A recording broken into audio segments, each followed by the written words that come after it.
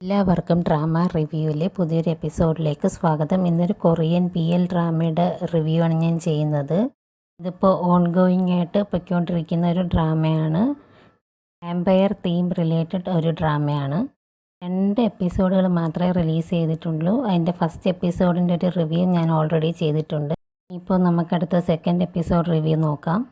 അങ്ങനെ ഫസ്റ്റ് എപ്പിസോഡിൽ നമ്മൾ ലാസ്റ്റായിട്ട് കാണുന്ന സീനെന്ന് പറയുമ്പോൾ ഇവനൊരു കാറിൽ ആക്സിഡൻ്റായിട്ട് കിടക്കുന്ന സമയത്ത് ഈ ഒരു വാമ്പയർ അവിടെ വരികയും അവൻ്റെ ബ്ലഡ് കുടിക്കുകയും ചെയ്യുന്നതായിട്ടാണ് കാണുന്നത്.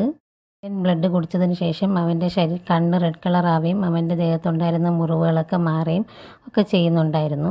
അങ്ങനെ നമ്മൾ അതിലൊരു ഡൗട്ട് പറഞ്ഞിട്ടുണ്ടായിരുന്നു, ഇവന് ഒരു വാമ്പയർ ആണോ അതോ ഇവൻ്റെ ബ്ലഡ് കുടിച്ചതിന് ശേഷമാണോ ഇവൻ വാമ്പയറായി മാറിയത് എന്നൊക്കെയുള്ളത്. അതിപ്പോഴും ക്ലിയർ ആയിട്ടില്ല.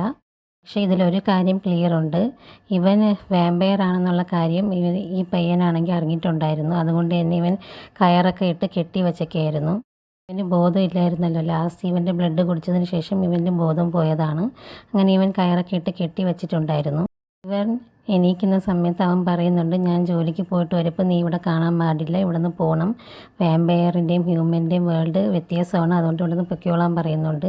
അങ്ങനെ അവൻ കുറച്ച് ദൂരം പോകുമ്പോഴേക്കും ഇവന് നല്ല രീതിയിൽ നെഞ്ചുവേദന എടുക്കുകയും ദേഹത്ത് അസ്വസ്ഥത വരികയും ഒക്കെ ചെയ്യും. അങ്ങനെ ഇവർ തിരിച്ച് രണ്ടുപേരും ഒരു സ്ഥലത്ത് വരുമ്പോഴാണ് ഇവരുടെ വേദന മാറുന്നത്. അപ്പോഴാണ് ഇവർക്ക് മനസ്സിലാവുന്നത് ആ ബ്ലഡ് കുടിച്ചതിന് ശേഷം ഇവരുടെ ശരീരത്തിൽ എന്തൊക്കെയോ മാറ്റങ്ങൾ സംഭവിച്ചിട്ടുണ്ട്. അതുകൊണ്ട് തന്നെ ഇവർക്ക് അങ്ങോട്ടും ഇങ്ങോട്ടും കുറച്ച് ദൂരത്തിൽ കൂടുതൽ മാറി നിൽക്കാൻ കഴിയില്ല എന്നുള്ള കാര്യം ഇവർ റിയലൈസ് ചെയ്യാണ്. അങ്ങനെ ഇവർ തീരുമാനിക്കുന്നുണ്ട്, ഇനി എന്തൊക്കെ വന്നാലും നമുക്ക് ഒരുമിച്ച് നിൽക്കണം, അല്ലെങ്കിൽ നമുക്ക് ഈ വേദന വീണ്ടും അനുഭവപ്പെടുമെന്ന് പറയുന്നുണ്ട്. അങ്ങനെ ഇവർ ഒന്നിച്ച് നിൽക്കാനുള്ള ഐഡിയയൊക്കെ ആലോചിക്കുകയാണ്. അടുത്തൊരു വീഡിയോ ആയിട്ട് ഞാൻ വീണ്ടും വരുന്നതായിരിക്കും. സബ്സ്ക്രൈബ് ചെയ്യുക, സപ്പോർട്ട് ചെയ്യുക. Thank you.